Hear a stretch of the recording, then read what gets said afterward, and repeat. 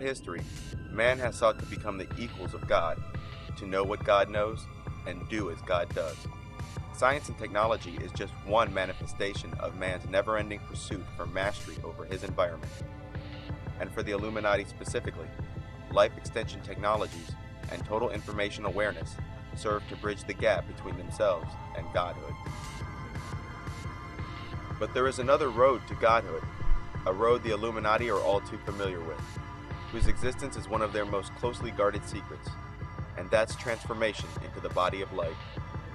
Utilizing both technology and magic, the Illuminati intend on completing the process of self-deification.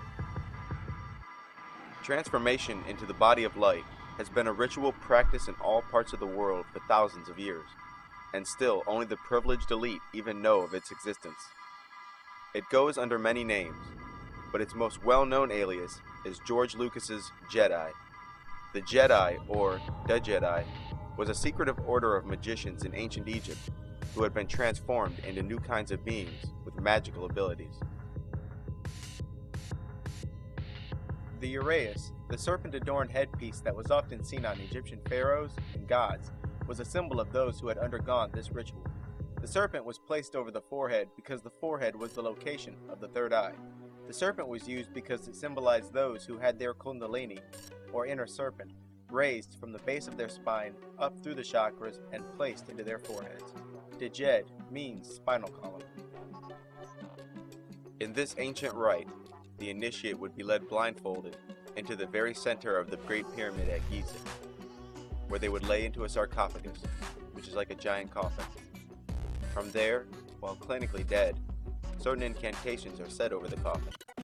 3 days later, the person would be reborn as a Jedi, with abilities that we would associate with powerful magicians. Afterwards, they experience the world through the eyes and abilities of a spirit, yet still have flesh. They could create objects at will, move objects from afar, move at incredible speeds, have extrasensory perception, telepathy, the ability to see spirits, and also complete control of their astral bodies, allowing them to tear their soul away from its fleshly encasing at will and send their astral bodies to distant places in the universe. Today, this ritual of the body transformation is reenacted by the Masons and Skull and Bones. In fact, you've seen it before.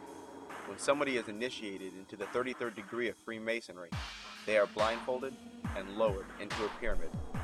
After the initiate has taken the oath, his mask is removed and he quote-unquote receives the light. But this is not just a figurative light of knowledge, but reborn in literal light. Alan Moore's film, From Hell, starring Johnny Depp, is about an investigator who smokes opium to receive visions of the future and past. Against him is a series of murders perpetrated and concealed by the Freemasons, who occupy all the significant seats of power in 19th century London. The movie, aside from countless Masonic compasses and all-seeing eyes, depicts a reenactment of this most secretive ritual.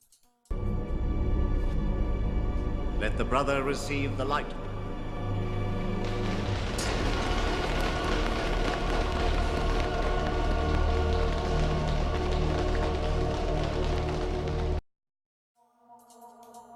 At Yale University's Skull and Bones, initiates are placed in a coffin, where they reveal their deepest secrets, and are afterwards told that they are reborn as bonesmen.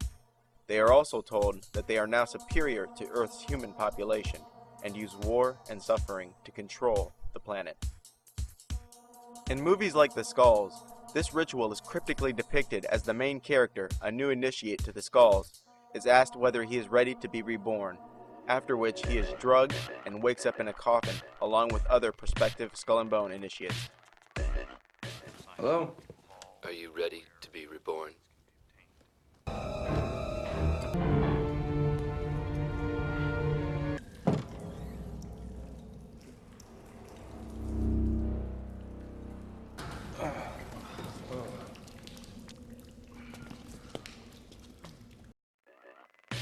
Many terms that I believe are really just alternative names of this transformation and its recipients are the reborn, the black flame, those who have risen, the resurrected, assuming God form, self-deification, the Black Pilgrimage, the Oath, the Dragon Body, the Initiated, the Vampire, Warlocks, Druids, and of course, the Jedi.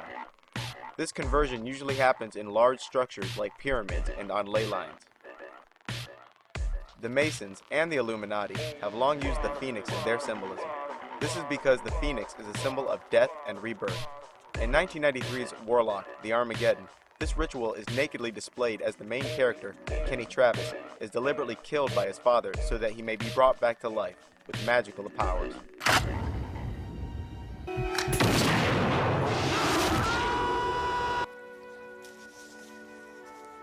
I didn't ask you to shoot me.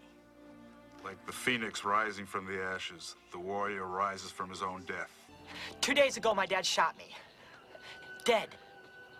And then he brought me back to life, so now I'm like this walking zombie. Then, his girlfriend and daughter of the town preacher insists on undergoing the same ritual so that she may fight at his side with similar abilities. I have to be reborn. There's only one way. I know.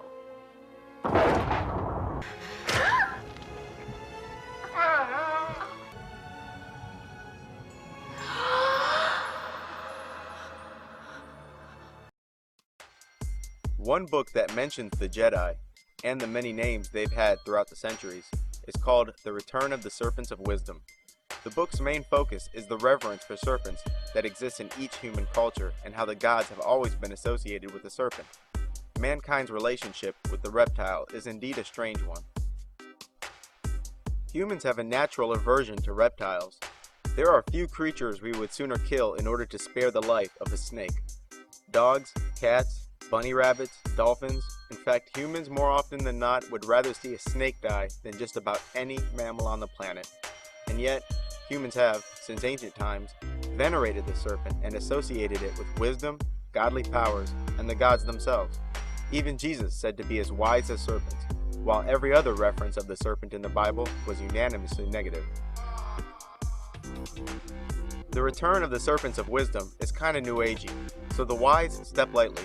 But the book's cover is quite revealing. You have a body made of fire, receiving energy from two all-seeing eyes inside of pyramids, hovering above with the help of what appears to be the wings of the phoenix.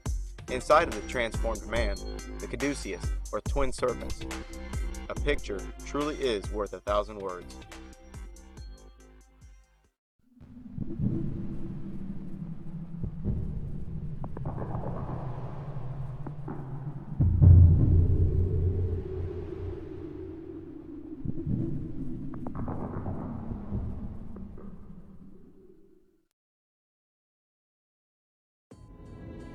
But here's another picture that's worth 1,000 words. It's a card from Steve Jackson's card game Illuminati, the Game of Conspiracy. The card's name is Unmasked, and the caption below reads, "There is a secret of our cabal that even you of the 12th Circle have not known until now."